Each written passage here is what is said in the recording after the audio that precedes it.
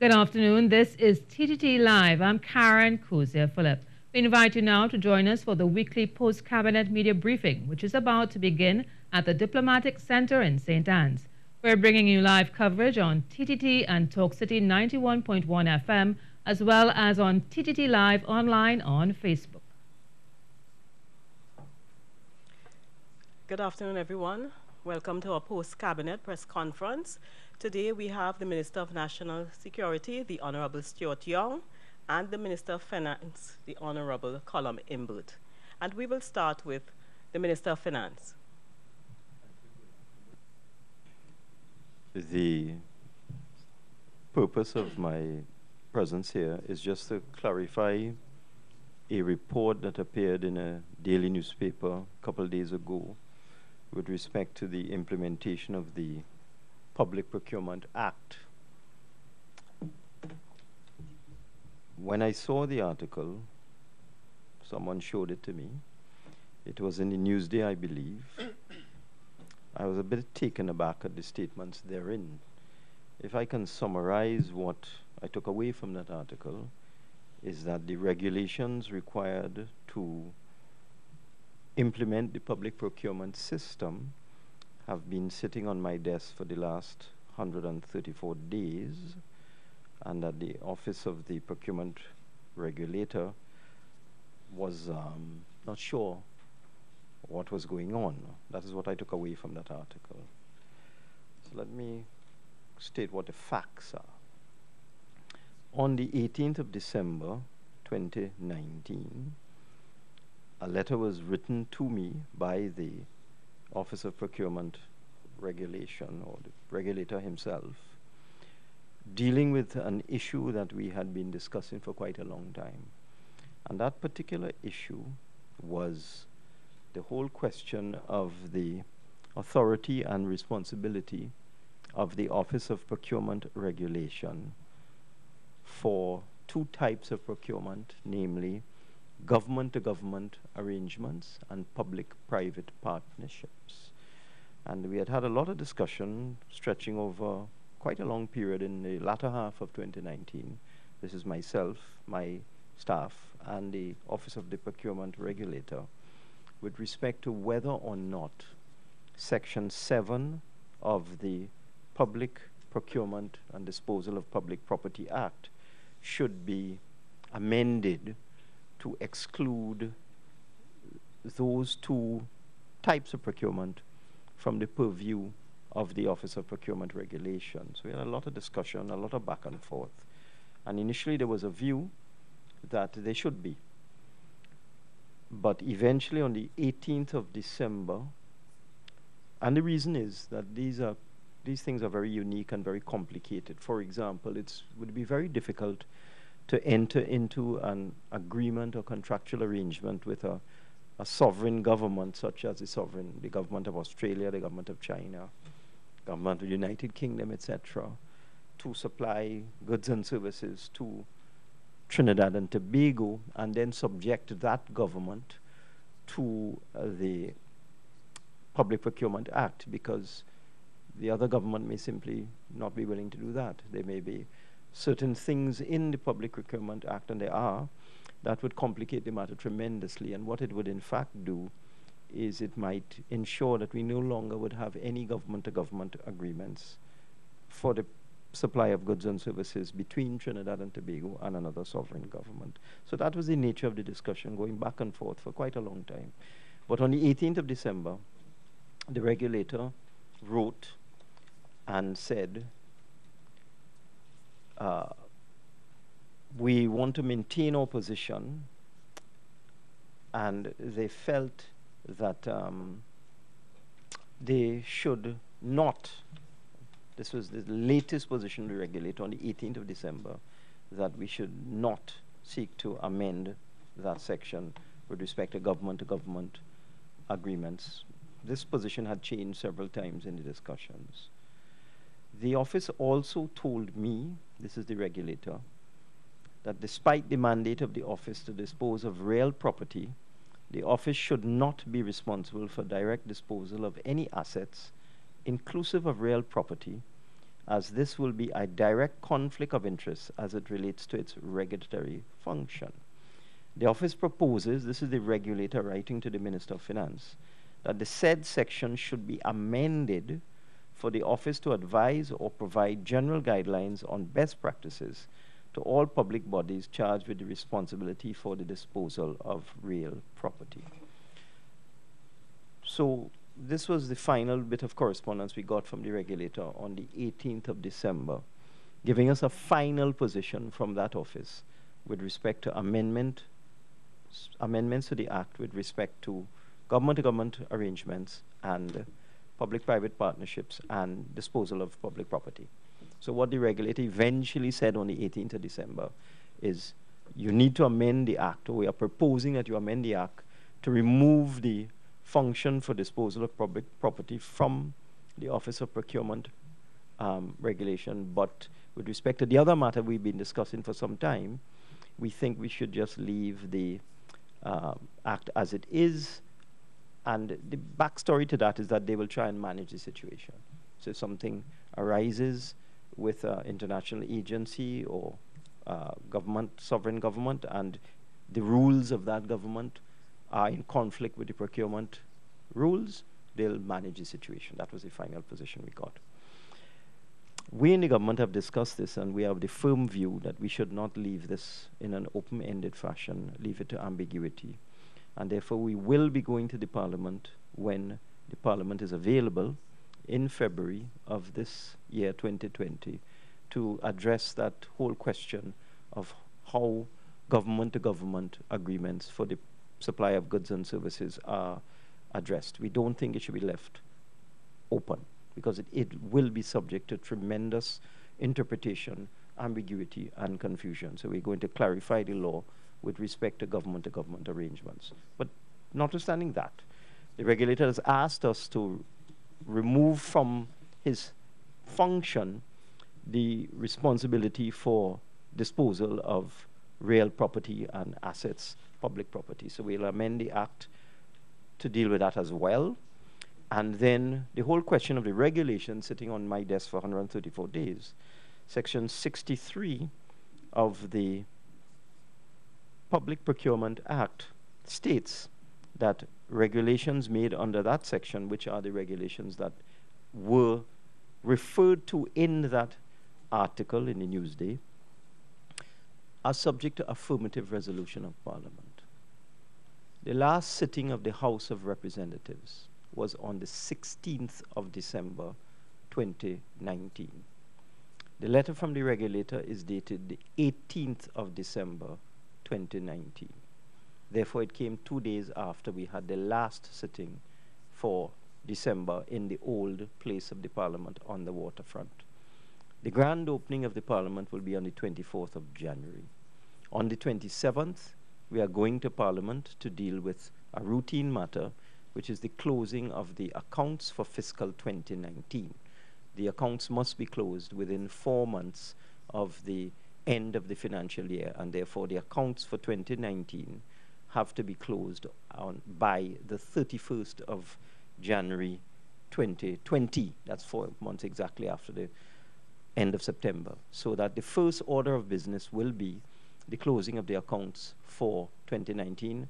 It's not a complex matter. There's just one item that we have to address, which is moving some money around where there have been savings towards the payment of debt servicing. One item is being moved around. That will take place on the 27th in the House, and then we'll go to the Senate on the 28th, and then the Act will be assented to on the 29th. That's our timetable at this point in time, and therefore we will meet the January 31st deadline. At the next item of business, which will be in February, because we also have an insurance amendment to do in keeping with international obligations, and we are looking at doing that on the 31st of January. Important amendments to the Insurance Act, which have been recommended to us by the Central Bank after consultation with the IMF and other regulatory agencies. So the plan is to do that on the 31st, Friday the 31st. And therefore, the first opportunity to debate the regulations that will bring into effect the Procurement Act will be in February 2020. The point I want to make, if the Parliament went on recess on the 16th of December, and if the Parliament cannot convene to debate the regulations until February 2020, then what is this story about these things sitting on my desk for 134 days? And if I received a letter from the regulator settling these matters on the 18th of December, 2 days after the Parliament went on recess, then what is this talk about the things sitting on my desk for 134 days? I just thought I would clear the air. Good afternoon, members of the media, wider viewing and listening public of Trinidad and Tobago, and Happy New Year. The issue of crime, the topic of crime, is what I've come here to address today.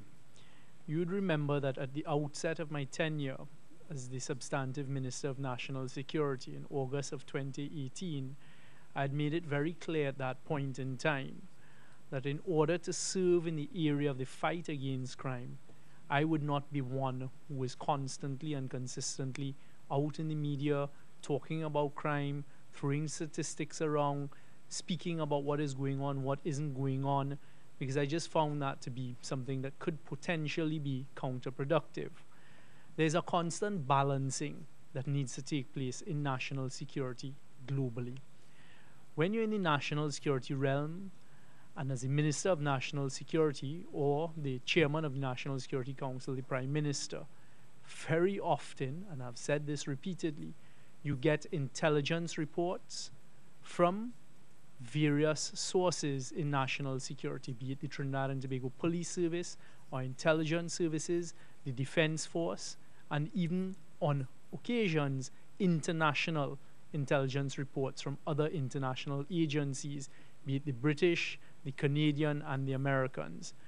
You're always balancing how much information can you and should you provide to the public, because there may be ongoing criminal investigations both at a domestic level as well as an international level. And in national security, you always want to have a successful outcome, which is a prosecution and the putting away of criminals at the end of a successful prosecution. So I had determined at the start of my tenure that I would be very cautious not to ever be in a position where I could jeopardize or negatively influence any criminal investigation taking place. However, you do, as the Minister of National Security, get on a consistent basis, 24 hours a day, information, be it reports, intelligence reports, or immediate postmortems of what is taking place in Trinidad and Tobago with respect to our crime.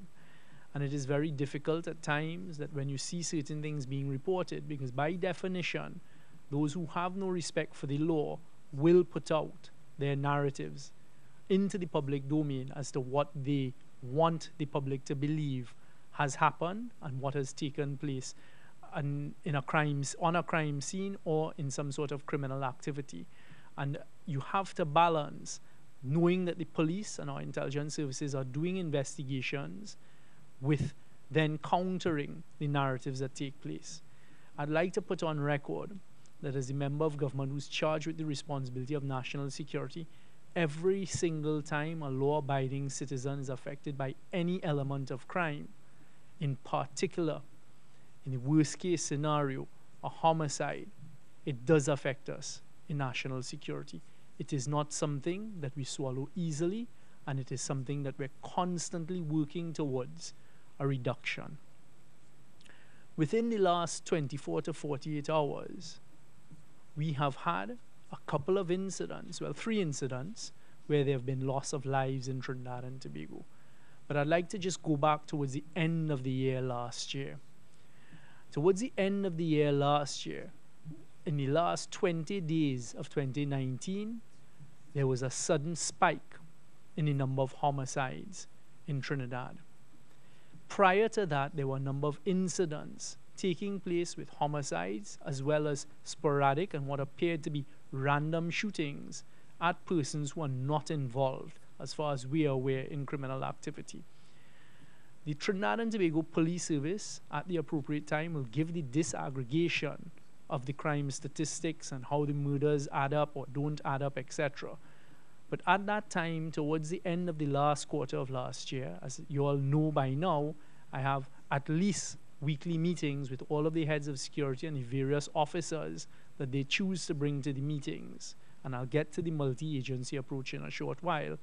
I drew to their attention that all of a sudden we were seeing certain shootings taking place across the east-west corridor in particular that were not gang-related and were not criminal activity related. Like I remember one specific incident, a couple late at night or about 9 o'clock at night in a particular neighborhood were talking to someone who was within their house, within the fence, and the car pulled up about 100 yards away, 100 feet away, and just shot randomly at them. And there were a few of these types of incidents. We have been policing and conducting law enforcement on the basis of intelligence. So consistently, I have the national security apparatus doing the analysis, looking at things, linking things, and we have some great analysis in Trinidad and Tobago.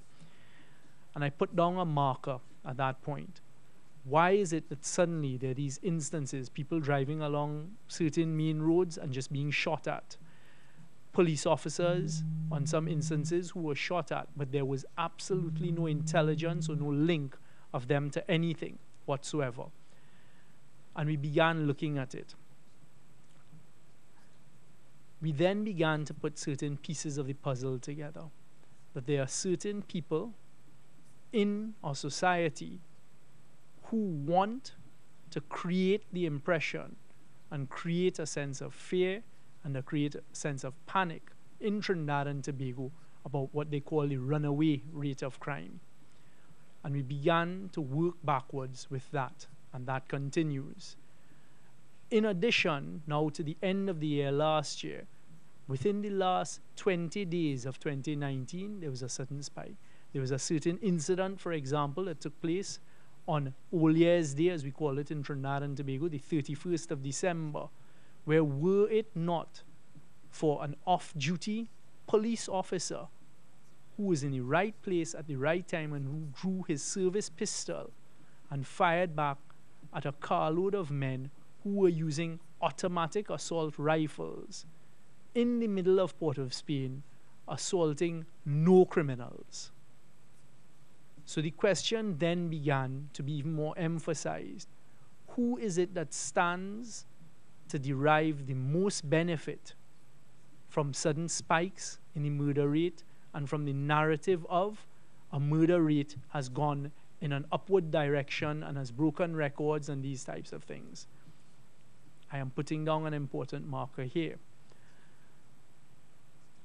The law enforcement agencies and intelligence agencies are conducting the necessary investigations and looking into the links that are taking place between certain persons in our society and the criminal elements. And progress is being made in that direction. At the appropriate time, I am certain that the Trinidad and Tobago Police Service will inform the public of Trinidad and Tobago as to what it is happening there and who it is in our society that is actively pursuing communications with the criminal elements to push crime in a certain way. That's the first point. Let's go now to the last 48 hours. Unfortunately, in the last 48 hours, there have been a number of deaths. We start, first of all, with what the media have coined a kidnapping that took place early yesterday morning. Very unfortunate, as I say, all loss of life and certain young doctors involved. All I would caution our citizens of Trinidad and Tobago to be at this stage is please be very careful. Please be very careful as to where you venture, the hours as to where you venture, the areas that you venture into, the types of activity that you may be finding yourself in, and certain activities and areas will expose you to more risk than is necessary. Again, the police service are investigating actively. As you all know, persons were injured in that car accident. I saw as I came out of cabinet that another one of the persons died in that car accident. in addition to the young doctor, Dr. Sharma, and I offer all of my sincerest condolences to his family, as I did yesterday, for that loss of life. But the police will say what needs to be said at the appropriate time, because there are investigations taking place into the circumstances surrounding how that incident unfolded. Yesterday in East Port of Spain, we had another incident similar to the one, it appeared at first instance, that took place on the 31st of December last year.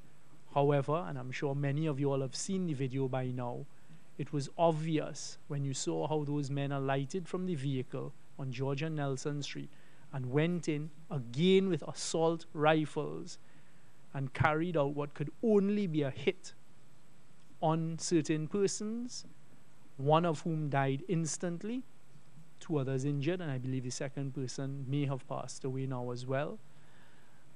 That is related to criminal activity.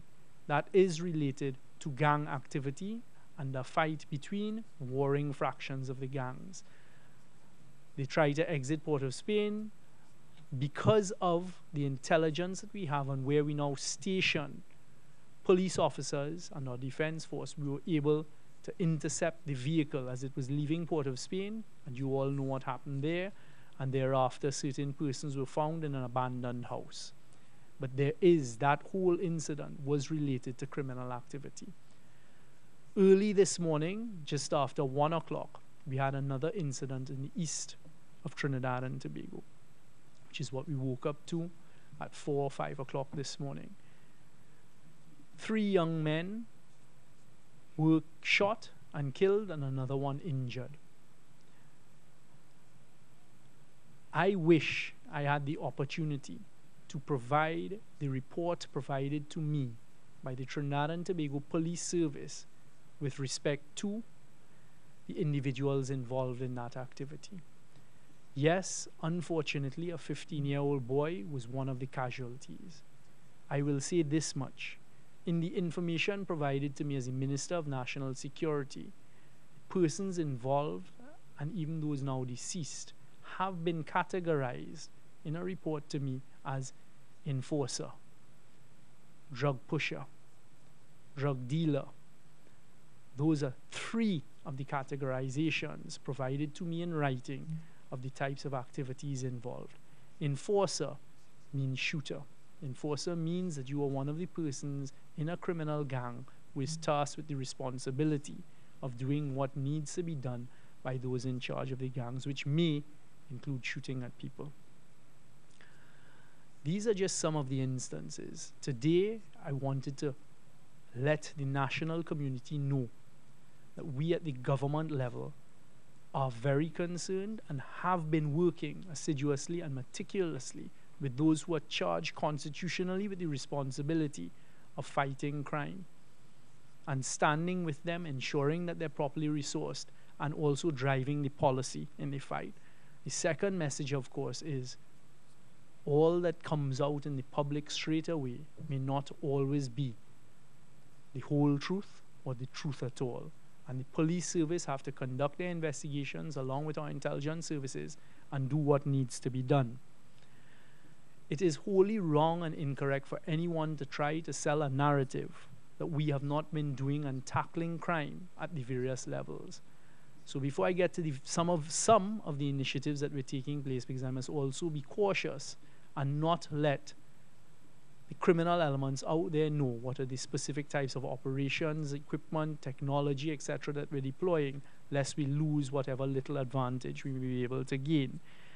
We recognize, obviously, at the government level, as we have for a long time, that a lot of our youth and certain younger generations are being pulled towards the criminal element and the attractiveness to them of getting engaged in criminal activity.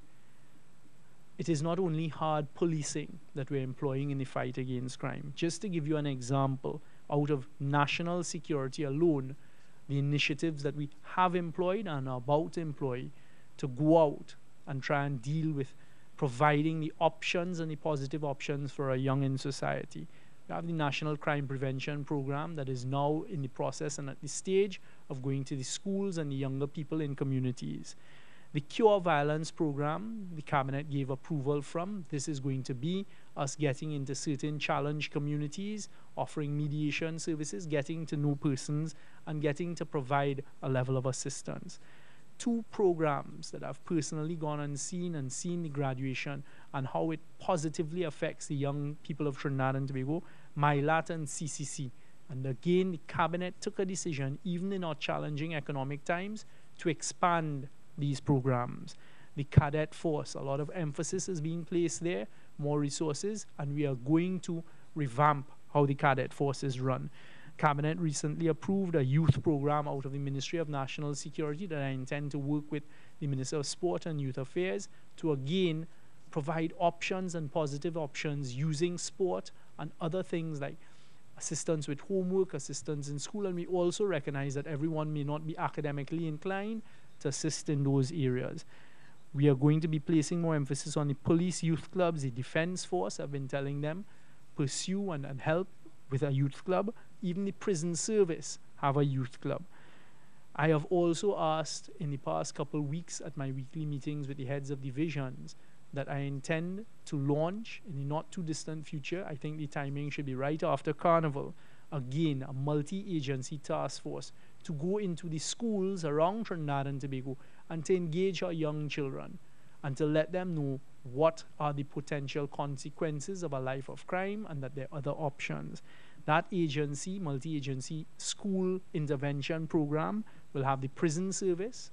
We're going to choose model prisoners who can go and talk firsthand as to what are their experiences, the wrong decision or decisions they may have made, and what are the consequences of that. The Trinidad and Tobago Defense Force, the Ministry of National Security, and of course the Trinidad and Tobago Police Service. We are also bringing back certain youth programs. We're currently working, it's currently before the F1GP, Finance and General Purposes of Cabinet, to start up a male youth residence where the St. Michael's Home for Boys used to function from. That will be run by the Trinidad and Tobago Defense Force.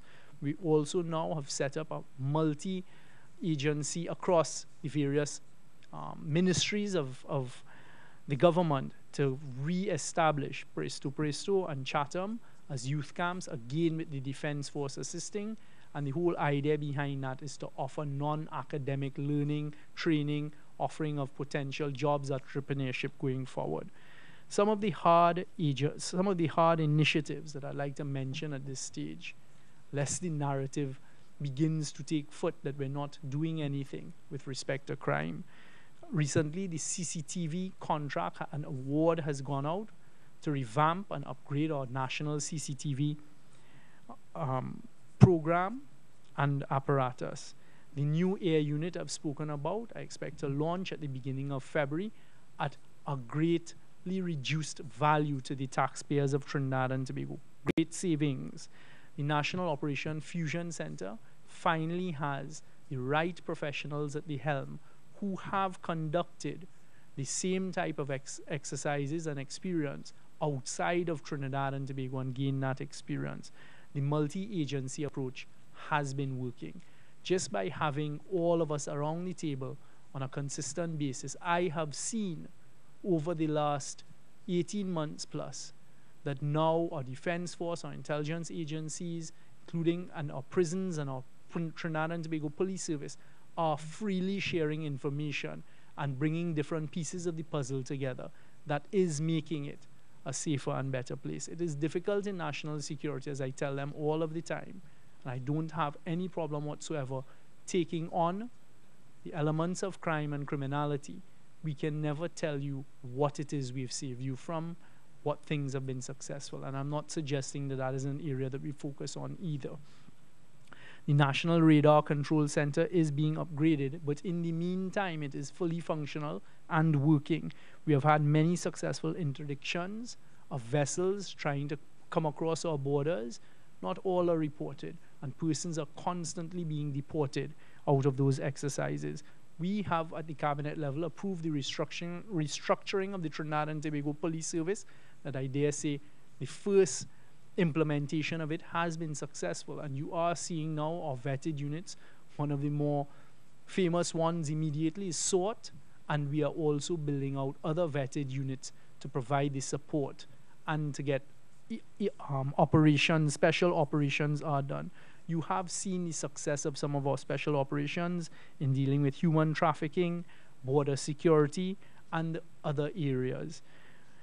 We are targeting criminal gangs. The anti-gang legislation is being utilized and is being successfully used. You would have seen 4 persons recently charged and incarcerated as a result of this anti-gang. There have been many others. I've asked the Trinidad and Tobago Police Service to begin educating the public as to the utilization of the anti-gang legislation, which is a very important asset in the fight against crime. I'd like to end on this part. One of the most concerning areas to us in national security is the type of firearms being used. I've been saying this, the use of assault rifles, the use of automatic guns, and I've said consistently, especially in the parliament, the AR-15s, the Glock handguns. Just yesterday, in the vehicle that was trying to exit Port of Spain with the gunmen who did what they did in Georgia Nelson Street, they left 1 gun behind. And once again, it was a Glock 17 with an extended magazine. These extended magazines can carry up to 33 rounds, 32 in the magazine and 1 in the chamber. Each bullet is a projectile designed to kill. AR-15s carry 5.52 or 7.6 and that type of ammunition, as well as the AK-47 7.62. These types of rounds are designed for war and to kill. One of the things the government is pushing for and is currently before the House of Representatives, having been passed, I believe, in the Senate, is the bail amendment, that anyone caught with an automatic weapon or assault rifle, no bail for 120 days. There are those outside there that want the population to believe this is draconian. In small Barbados, or sister CARICOM state right next door, the Barbados legislators have passed legislation that anyone found with an illegal firearm, 24 months no bail, 2 years no bail. We are saying 120 days, we'll start your case for automatic firearms. And again, I ask the question, who could justify having an illegal firearm? But worse yet, there is absolutely no justification for having an automatic firearm. Not even a legal firearm user's license holder can have an automatic firearm. There will be more said in the coming weeks and months. Again, I use the opportunity to thank the police service, the men and women in the police service, the defense force, our intelligence agencies, prison, immigration, and all of the various agencies that are working 24/7, some of them putting their lives at risk daily to take on the fight against crime. I will continue. I give the assurance to give all of my effort, all of that we can bring to bear on the fight against crime, and at the appropriate times, I look forward to the public of Trinidad and Tobago being provided with the fullest of information with respect to what I started off mentioning. Who is it in our society that stands to gain from pushing this narrative of a homicide rate going upwards? And why are there instances all of a sudden of certain sporadic shooting at persons who are not involved in gang or any criminal activity? That is what I'd like to say at this stage with respect to crime, and I'll take questions. Thank you very much. Ladies and gentlemen, I would like to ask you to hold your questions to the Minister of National Security, and if you could direct your first set of questions to the Minister of Finance, please. Yes, I must apologize. I have some visitors here, and I need to go back to the ministry. So any questions for the ministry and the Minister of Finance, I will answer them.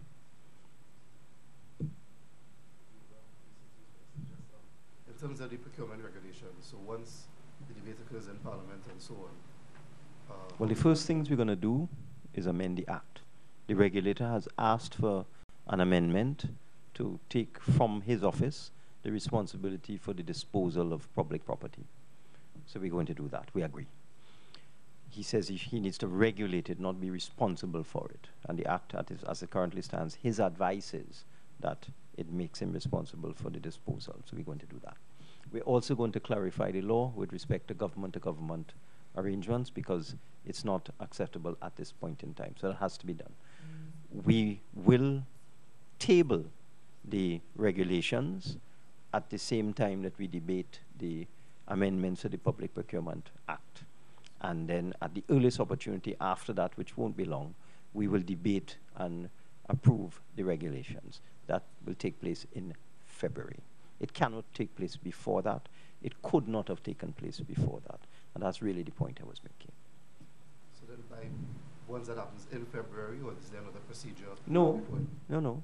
The sticking points were the regulations. We had to do a lot of work on the regulations that were submitted, a lot of back and forth dealing with what was submitted, because some of it was outside the purview of the Act. That was one of the issues. So we more or less settled those. There's some fine-tuning we still need to do on some of the regulations, but that's all right.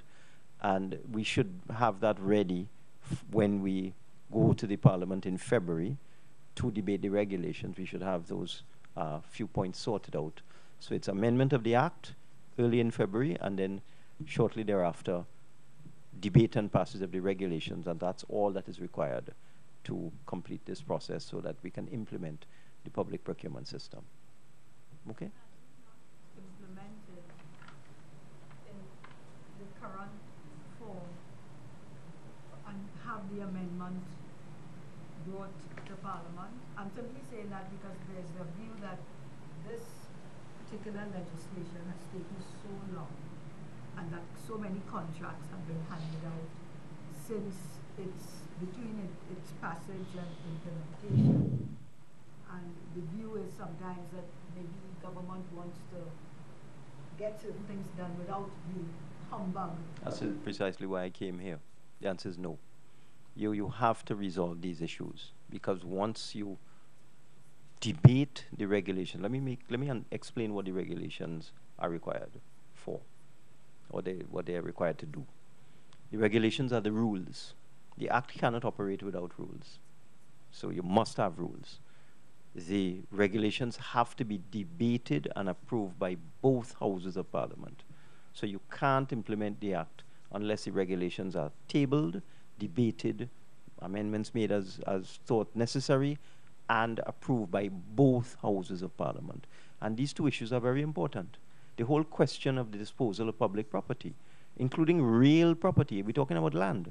The regulator has concluded that he should not be responsible for the disposal of land.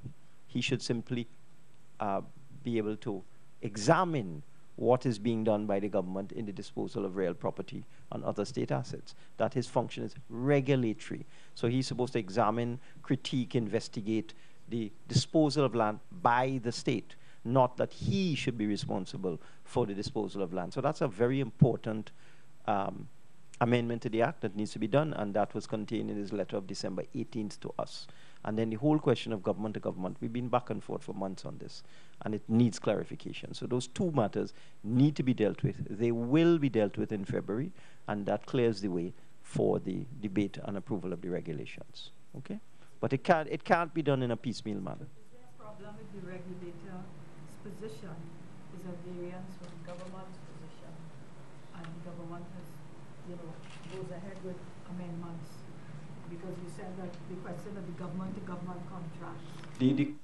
The law and public policy is a matter for the government and the Parliament. That's not a matter for the Office of the Procurement Regulator. It is the Parliament and the government that needs to determine how government-to-government arrangements should be treated. The regulator and his office they are implementers, so that the policy is set by the state in consultation with stakeholders, etc. But it is the state that has to set the policy and then take it to the Parliament for passage. It's not, I don't want to use bad examples like the tail wagging the dog or anything like that, but it is the policy, any public policy is the responsibility of the government and the Parliament. It's not the responsibility of an agency. Agencies don't set policy, they implement policy. Okay? Why the government would have wanted the regulator or the office to deal with that issue of sale of assets?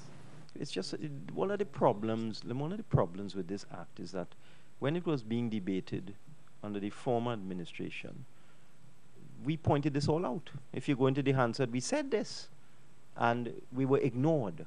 by the previous administration. So what has happened now as the regulator begins to build out his capacity, hire staff, get legal advice, etc., etc., these things have come to the fore. But it's something that we pointed out long ago, that you have to address this. The way it's currently worded, any government-to-government contract is subject to the procurement regulations. That doesn't make any sense. Because if a government wants to donate an aircraft to you, for example, I know the Minister of National Security has some old aircraft that he insists on flying in, which he's taking a chance every time he flies in them, in my opinion. But if, for example, the government of the United States hypothetically wanted to give the government of Trinidad and Tobago aircraft or ask us to buy aircraft from them at a reduced price, as the case may be, the Office of the Procurement Regulator should not really be coming into something like that at all. But that's the way the Act is structured right now, that any procurement of any kind whatsoever, including government-to-government arrangements, are subject to the strictures of the Office of the Procurement Regulator. It just doesn't make any sense. No foreign government will want to do business with the government of Trinidad and Tobago if everything that it wants to do in terms of providing goods and services to the sovereign state of Trinidad and Tobago is subject to this third party. They just wouldn't do it. So we need to provide clarity on that. That was a sticking point long ago. It's a sticking point now, and we're now going to deal with it. So it will be dealt with in February. After that, it's just to debate and pass the regulations, and that's the end of the matter. Then the thing goes into operation. Okay? The sale of, as you said, land and assets and so on, the existing system, whatever it is, will prevail, or it's of ministries or governments instead of the regulator dealing with it, as you said? It would be a matter for the state. Okay? Is there anything else of a financial nature you all would like to speak to me about? Okay? Thank you very much. Okay, so do I depart with Minister Imbert? Let's go. You made a statement earlier, and I'm wondering, is it you are saying, I'm seeking clarification here, that there's some sort of plot involving persons with criminal elements to destabilize society or to make the government look like it's failing in its war on crime? Is that what you're saying? All I can say at this stage is certain information has been provided to me as Minister of National Security, and at that stage, and the police are investigating it. There are some concerns as to the genesis of certain actions by criminals that are not furthering the criminal empire. So if you have a gang-on-gang incident, you look at it, you analyze it, you say, okay, that makes sense, that's a fight on turf.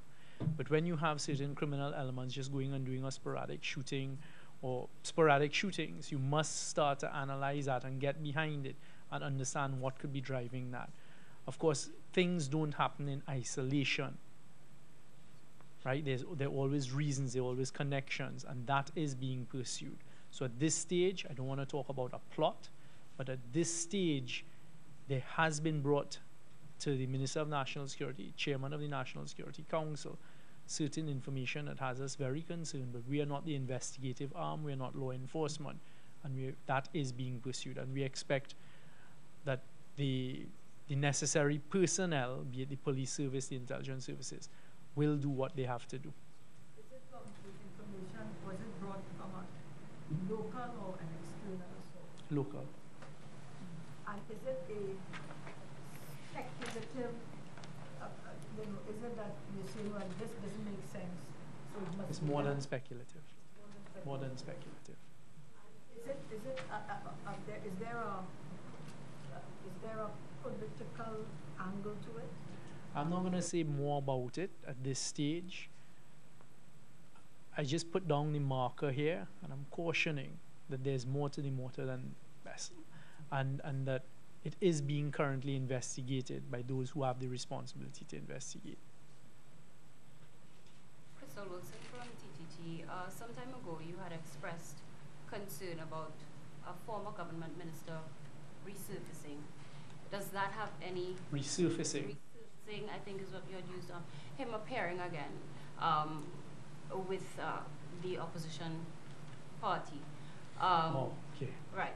So does that I have didn't any express, okay, let me just clarify that. I never expressed any concern about any former minister reappearing. I think at the time what I'd expressed is a concern that there was a former minister of government who reappeared on the scene in a political climate along with the criminal element. Does that have any connection with concerns expressed today? Again, that was brought to my attention by the law enforcement agencies, authorities, and others, and I expect them to do the necessary investigation. But yes, that was an area of concern, absolutely. We've also talked about sitting member of parliament having meetings or with Members. Yeah. Okay. Having meetings with the criminal gangs. That does remain of concern to me, and that should be investigated by the authorities. You made a statement about the local government elections in this regard. Any further information on that? About the local government? There was some issue concerning that same point, or an attempt to influence the elections in some way. You had made a statement in Parliament.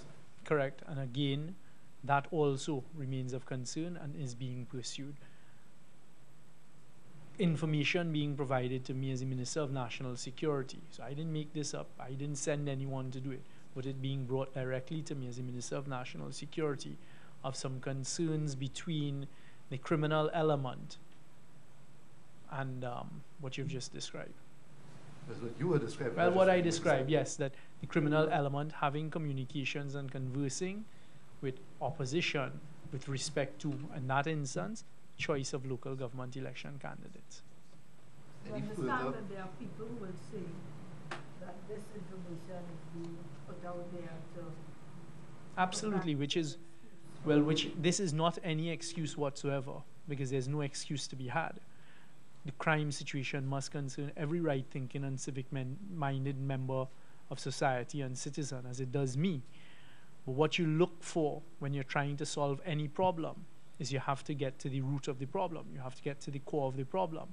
So if you have gangs fighting gangs, you then try to work out, okay, well, what is the reason for that? Why is there a fight for turf? What is being used? How do we cut that off? How do we curb it? But if you now have information of certain persons standing to gain and actually promoting the criminal element to go out and harm society, that is a very, very serious accusation and allegation. And that's not for me to make, that's not for me to do anything about. So what I'm signaling is that the authorities are pursuing, I can say that without any fear of contradiction, the authorities are pursuing investigations along those lines. In light of what you've just said, you said you didn't want to use the word plot at this stage, but persons involved in what seems to be something connected concerning what may otherwise have been Some looked sort at of separate. nefarious activity. Is a state of emergency limited or otherwise on the table for the Absolutely not. Absolutely not. I certainly that has not come up as a topic of conversation. What I can say in our discussions at a national security level, not at a cabinet level, not as a national security council level, but just me meeting with the heads of divisions, and when we're working out things that can and cannot be done, I'll point you all to what happens in Jamaica, the special zone legislation, where exactly that takes place. It's now been in operation for over 2 years. Go and do the research. Go and see what has happened with that legislation and the effectiveness of it. It is not something that I am personally in favor of at all. And as the police have admitted and other agencies, there is more that can be done within our current parameters of the law to fight crime, and that's what we're doing. In your view, is the state losing the war on crime? I don't know how you measure whether you're winning or losing the war on crime. I can say at this stage the state is very concerned about crime and working out how to reduce crime. And again, at the right time, the police service will speak about the statistics, because the statistics come from them. So with serious crimes were down last year by I think about 12 to 15%. But of course the focus, understandably so, is on homicide. The homicide rate has gone up. So in exploring, well, why has the homicide rate gone up? In grilling and in strategizing and implementing policy to deal with that, some of what I've told you about is of concern. Well, on a slightly different note, I mean, we could come back to this more, but I've got a question on the Venezuelan thing with this 6-month period where, and it's supposed to be renewed. What is the Venezuelan thing? Venezuelan migrant registration initially for 6 months, and we believe that around about now the renewal time. You speculate. No, it has been in the news. There have been questions have been raised, and people were giving it at different times. Their cards were given it when the cards come late and all kind of things. So, well, can you provide a clarification? Yeah. With respect to the Venezuelan migrant registration scheme, as you know, we went through a process. The due diligence, all of that was conducted. Persons who were entitled to get their registration cards, they were produced. Persons have been picking up their cards. And the instructions that I've given is that with respect to the expiry of the initial 6 months, which may vary, that there will be an automatic 6-month extension granted to all of those who have already been granted the first. So they're working out right now. I've been asking for this for a couple of weeks, which is why I could not speak to it before, but certainly my instructions as the minister in charge of immigration matters and under the law who has the authority to say yea or nay to someone coming into Trinidad is I have instructed that what we would like to do and we intend to do is grant the 6-month extension. So I can say that here today. And what they're working out right now is the methodology to utilize. So persons who were originally granted registration and provided with cards under that registration process will be granted the 6-month extension. Yes. Especially as a national from Guardian Media, I just wanted to find out, I know fighting crime takes a collaborative effort, but do you think you have failed as Minister of National Security in the fight against crime? I mean, there have been numerous reports on social media that you should step down as National Security Minister. To ask me whether I think I've failed in the fight against crime, that's not for me to judge. I can say without fear of contradiction that all of my time, effort, energy is put in the fight against crime. If you direct that question, I'm sure, to those that I work with in national security, the Commissioner of Police, prisons, and all of those at that level. And then, of course, the Prime Minister who ultimately decides that and answered it. My view is no, and I will just continue to do my best and give of my best. In fact, it was interesting this morning that as I woke up, persons who sat around the table with me during that period of time at those meetings who are no longer in their positions due to retirement, etc., were flooding me and sending me with messages as to what they saw, the uptick and upcrease in the fight against crime during that time. But as I say, that's not for me to judge or for me to cast and do my own grading. Minister, there were 2 random shootings in Port of Spain within the last 2 weeks or so. And some lives were taken. What 2 random shootings? Which 2 random shootings in Port of Spain? Shooting yesterday in the capital city, I'm talking What about. random shooting was there yesterday in the capital city? Gunmen opened fire. The same incident that I just started out this press. Yes. After what I've just described to you, and as you saw in the video, you're considering that random, I just said, and I will say it now lest there be any lack of clarity, the shooting that took place in Georgia Nelson Street yesterday afternoon was not a random shooting. I mean, I'm a little taken aback that I could sit here, provide these facts, and it's still being categorized as a random shooting. That was a hit being carried out by one gang on another gang. That's not random. Shooting, Minister, can you say what But that shooting, those 2 shootings. what's the second one? The one on December 31st? Right. Right. What measures are you going to put in place? I mean, the capital city is traversed by thousands of people Correct. daily. Are you going to step up your patrols? So yes, the answer is yes. That, in fact, in the conversation with the Commissioner of Police this morning, what you're going to see is an increase in police presence as well as the Trinidad and Tobago Defence Force providing their support in certain areas in Port of Spain, which again, we're looking at that there may be this gang activity taking place. So the answer is yes. The one that happened on the 31st of December wasn't random. Random means you just We also believe that that was targeted. We also believe that that was a direct instance of go and do harm, but not to persons involved in criminal activity. And that is where I started off this conference, or my contribution to this conference, by saying we have a concern who stands to gain by this type of activity. And I assure you that we are doing all that we can at national security, including the use of technology, to make it a safer zone. How soon can we see the air patrol unit in operation? I just said at the beginning of February. So in terms of the amendments concerning the bail act and so on, and you've been dealing with issues concerning those corporate firearms, what about the persons who would be responsible for bringing in the automatic, the other illegal arms and ammunition? That's a great question, and we are working on that as well. So I can say up to this week, up to yesterday, speaking with certain authorities, persons in a lot of position of power, for example, in the United States, and having that conversation with them. Glocks and AR-15s come from the United States, that we need their assistance and help, and they are giving us the assistance and help.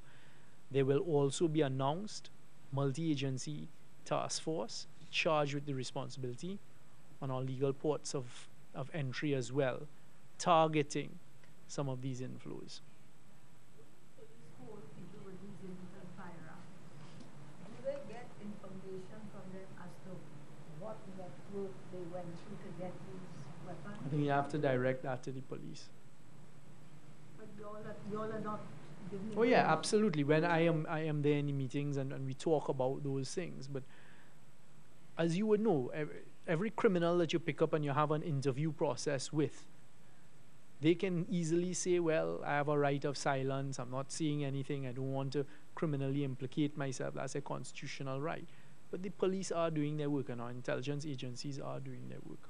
And you have seen an increase in the fines of illegal firearms. Is it sufficient? No, because they're still using illegal firearms out there. So we are looking at additional technology that I can't speak about to help us in that. Yeah, a small thing, if anybody.